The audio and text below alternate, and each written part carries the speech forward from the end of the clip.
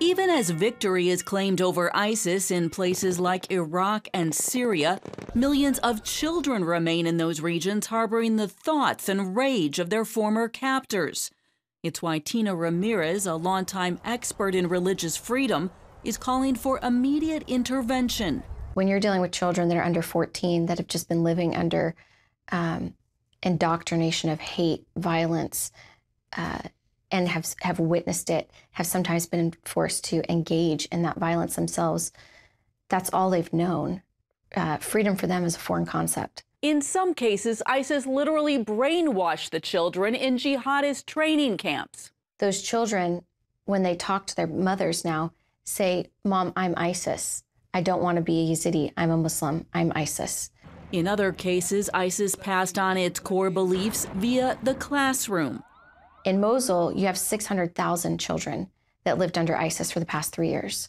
600,000 that were taught every day in the schools, adding up bombs in order to learn math and learning to hate and kill Yazidis, Christians, and even other Muslims that didn't believe like them. Many of the children who survived this life of brutality now maintain like-minded attitudes. Many see ISIS as the superhero of their world. Those who try to help them say it's horribly apparent, even on the playground. A group of teacher that we work with came across a group of students playing a game, and it was a game where they looked and they were shocked. And then they told us what happened. They said when they realized it was a group of students beheading another student, that they were so terrified they didn't even know what to do. And we've heard the same stories in Lebanon. We've heard similar stories in Morocco. I mean, this is all over the Middle East. For the last 3 years, Ramirez has trained teachers across the Middle East to teach these children religious freedom. Regent University Government Dean Eric Patterson serves on her board and says leaders in places like Iraq realize they need help before another hate-filled generation takes the place of ISIS. There are many people, including people of conservative Muslim faith, who feel that we've been killing each other over these things for so long that maybe we need to have a different approach. And that means making schools the front lines for children.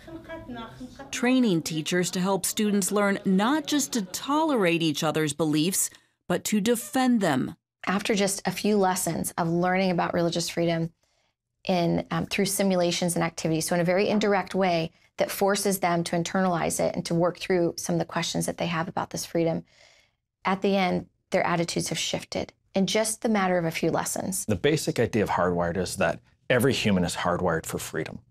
And we believe this as Christians, that that's a part of the way that God made us in the image of God with the ability to make choices and things. And so that idea is really at the heart of it. One core lesson, the peaceful garden, walks students through the process of planting flowers with different colors representing different beliefs. Students compare and contrast gardens with just one color or many. From there, they talk about the strength of a society that treats all religions with dignity and respect.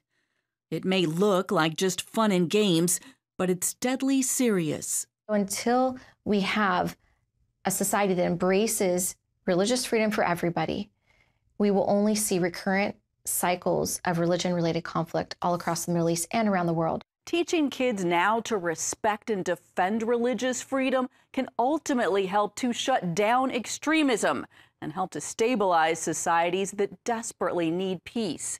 Heather Sells, CBN News.